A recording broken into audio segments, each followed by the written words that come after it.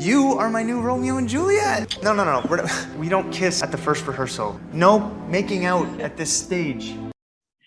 I'm milling about with Douglas Hodge, and he is starring in A Grand Romantic Gesture. Hi, Douglas. Hello.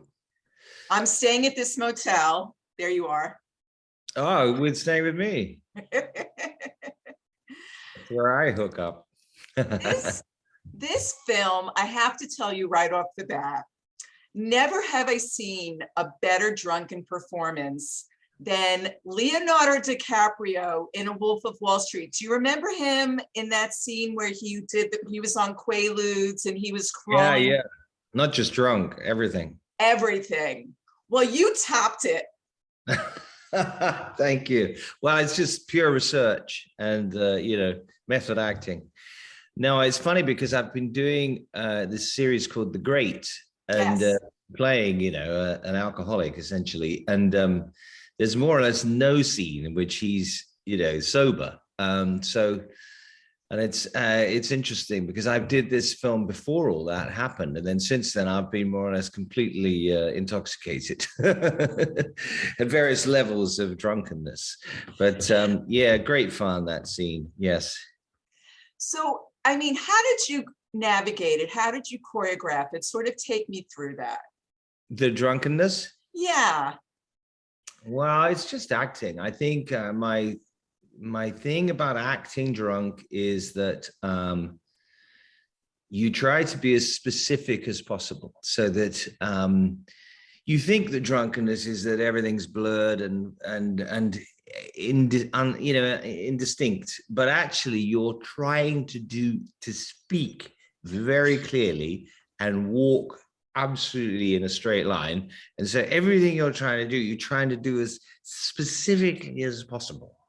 So you see what I mean? So the more minutely worried you become about everything, because it's very hard to grab all these things into yourself. So I think that's that's what they would call the action that you're playing to try and to achieve that. Yeah.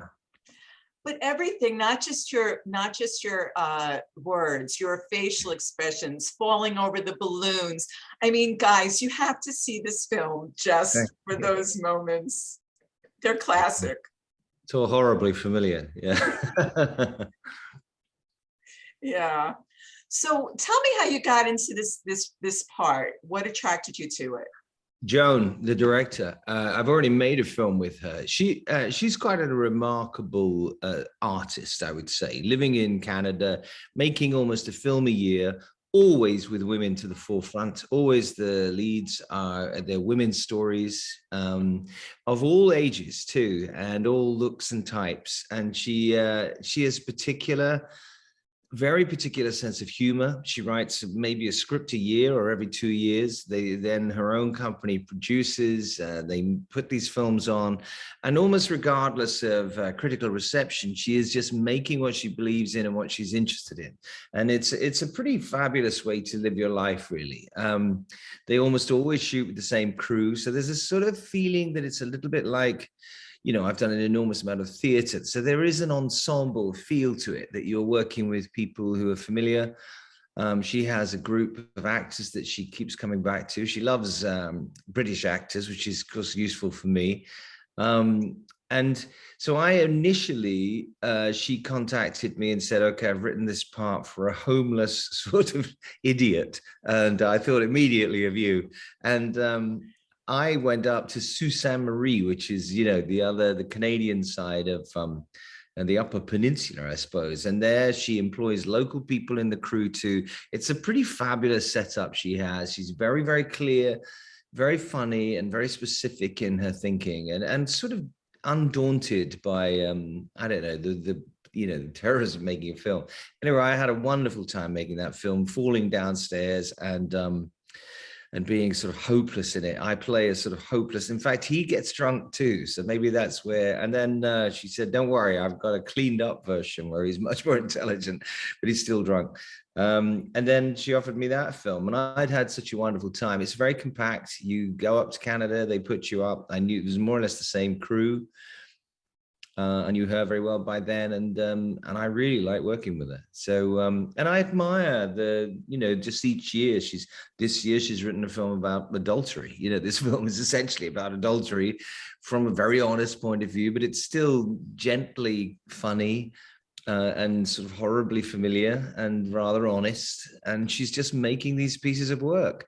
And there's not many people who can do that. They can make one film, but they don't make a second and a third and a fourth. And she is making a body of work.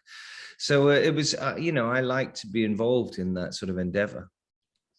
Well, you talk about doing a lot of theater, and of course, the backdrop of this is Romeo and Juliet. Yeah. So do you remember the first time you did Romeo and Juliet? I've played Romeo 3 times.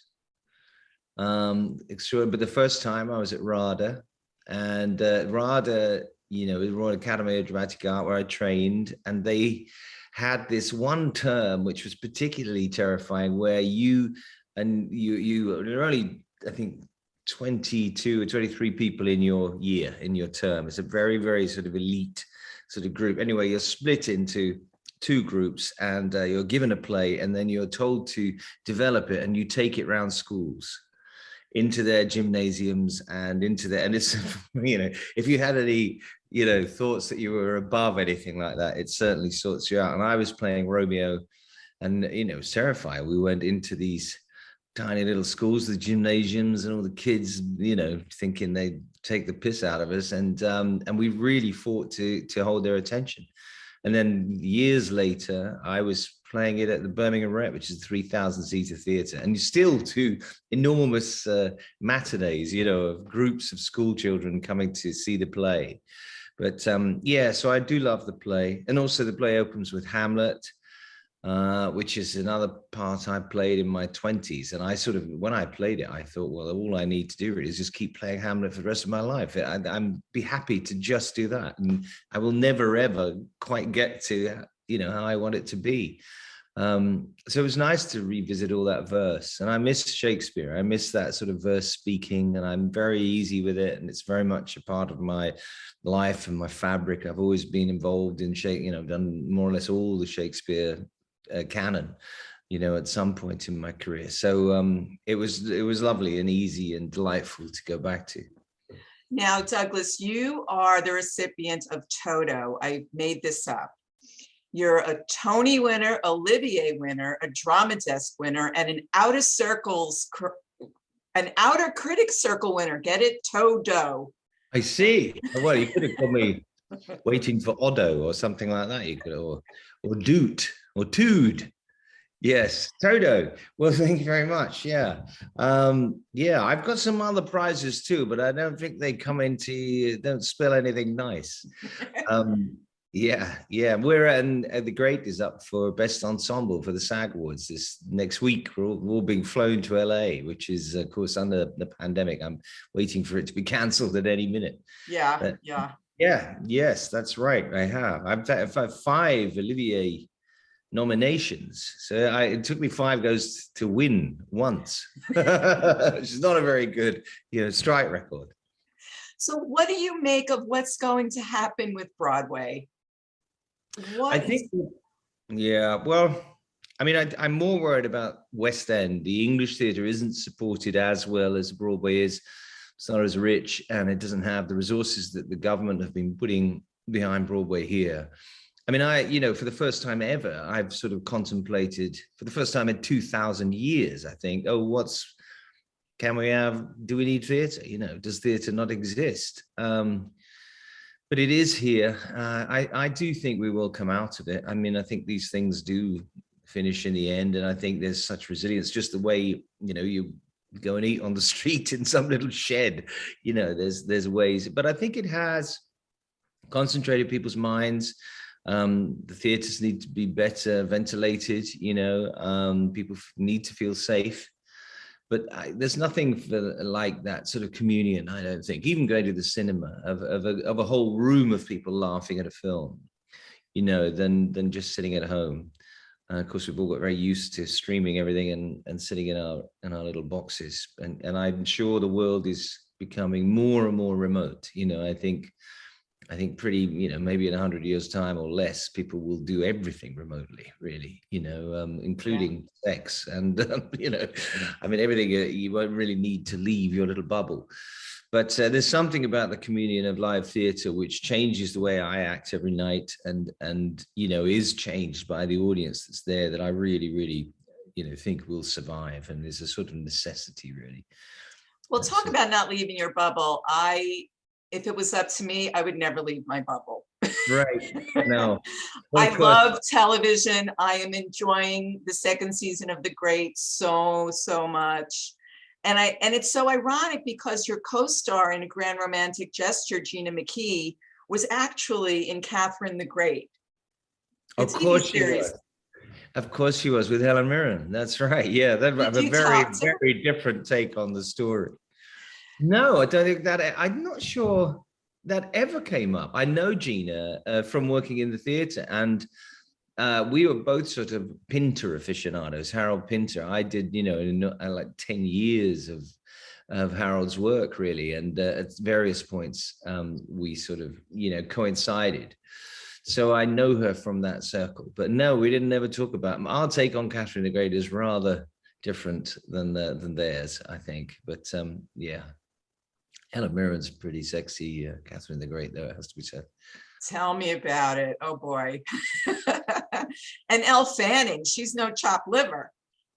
Elle Fanning is just a miracle. She's just a gorgeous, roaring laughter, fantastic sense of humor.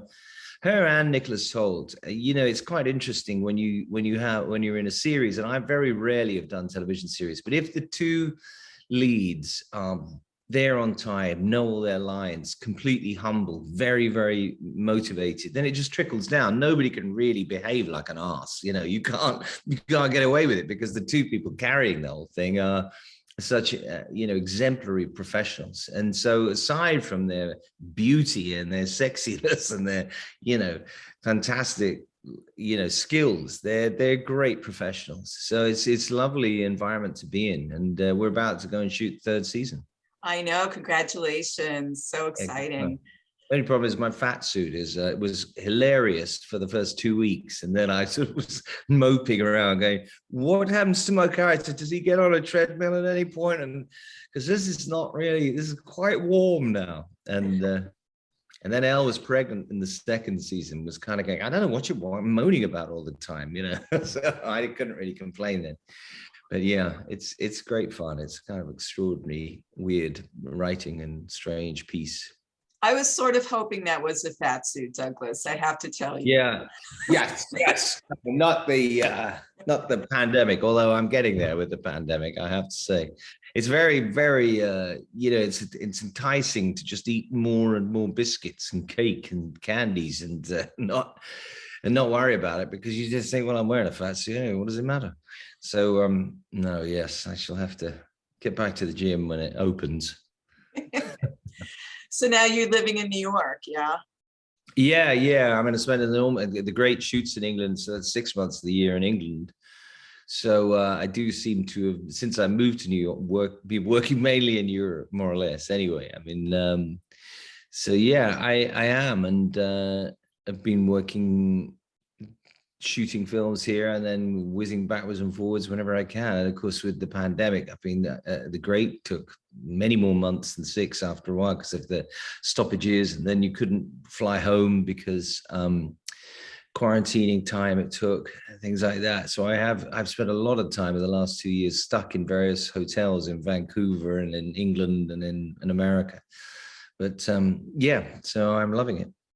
Well, during that time, what sort of hobbies or tasks did you take on or perfect?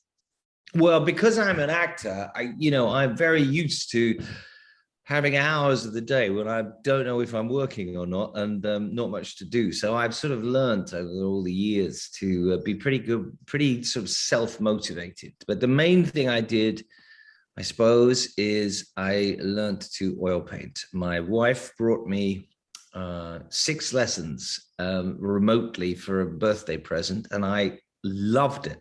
And then the guy just carried on and said, okay, every couple of weeks I went online and he gave me my lessons, and then I was painting away like a madman.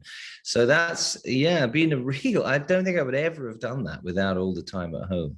So that's been an absolutely delightful addition to my life, really. Not that I'm any good at it, but it's great fun.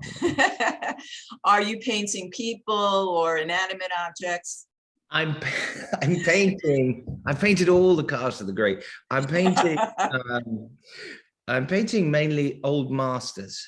So his sort of thing is, he'll take a Titian or I don't know, Angers, or I don't know, Michelangelo or something like that, or a Raphael, and then say, okay, let's paint it. And then if I do my terrible sort of stick insect version of the Raphael, and that's the way I'm sort of learning through that old school thing. But I'm also doing a course on anatomy in about 2 weeks' time, going to Columbia University, where we're studying, the inner sinews and tendons of cadavers and things like that, which I don't quite know if I'll have the stomach for. But anyway, that's the part of the drawing training.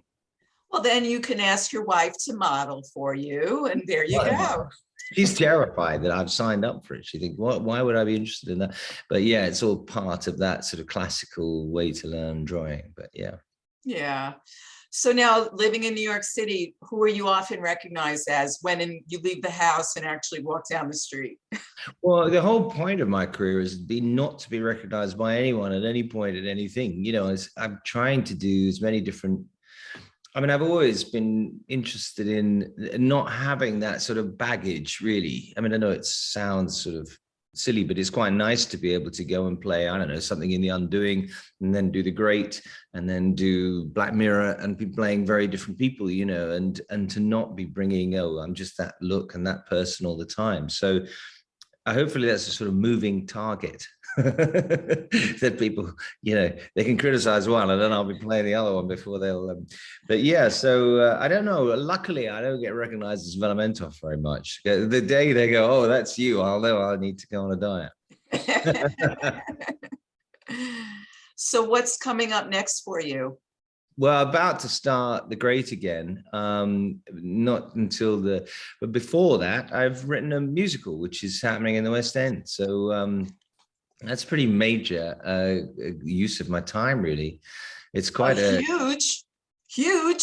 Yeah, it is extraordinary. I've always sort of secretly written music for people, and was commissioned by Regent's Park Open Air to write the music and lyrics to a new production of 101 Dalmatians, which is a massive puppet show, huge cast. It's, of course, the book is set in Regent's Park. So it was sort of, they've been trying to get the rights.